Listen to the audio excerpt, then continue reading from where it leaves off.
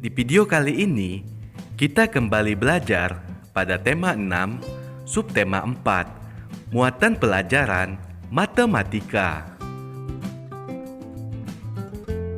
Mengenal satuan tidak baku untuk keliling dan luas. Keliling bangun datar adalah banyak satuan panjang yang digunakan untuk mengukur panjang tepian bangun datar. Luas bangun datar adalah bidang yang dibatasi oleh sisi-sisi bangun datar. Banyak benda di sekitar kita yang permukaannya berbentuk bangun datar. Benda-benda tersebut dapat dihitung keliling dan luasnya dengan menggunakan satuan tidak baku. Pengukuran keliling dan luas dengan satuan tidak baku dapat memberikan hasil berbeda jika dilakukan oleh orang yang berbeda.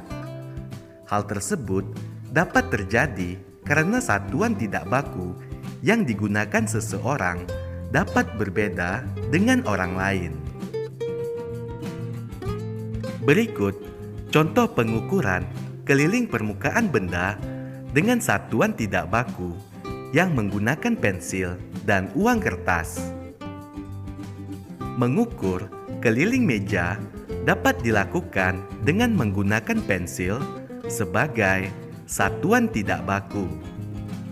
Kemudian, mengukur luas permukaan buku dapat dilakukan dengan menggunakan uang kertas. Menghitung keliling dan luas bangun datar menggunakan peta satuan. Keliling dan luas bangun datar dapat ditentukan dengan satuan tidak baku peta satuan. Contoh bangun datar adalah bentuk persegi atau persegi panjang pada permukaan panel surya. Untuk menentukan keliling pada bangun datar, ayo perhatikan contoh berikut. Pada contoh ini, terdapat 16 petak satuan.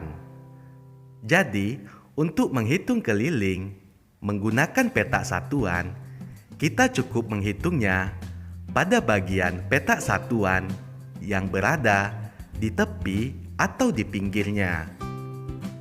Jumlah keliling atau jumlah petak satuan pada gambar ini adalah 16 petak satuan.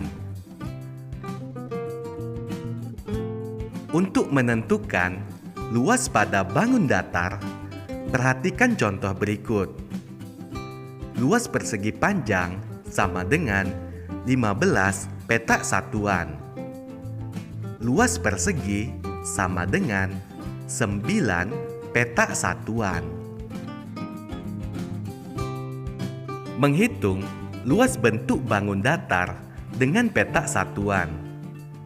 Ayo perhatikan gambar potongan karton yang diletakkan di atas ubin berikut.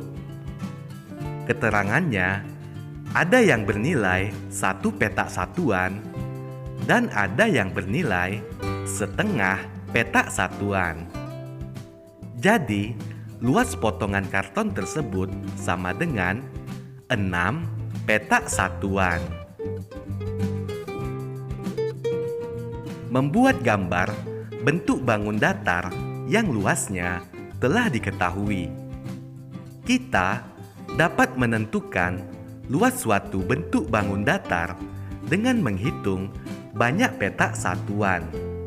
Sebaliknya, jika diketahui luas atau banyak petak satuannya, maka kita dapat menggambar bentuk bangun datar yang sesuai pada petak-petak satuan.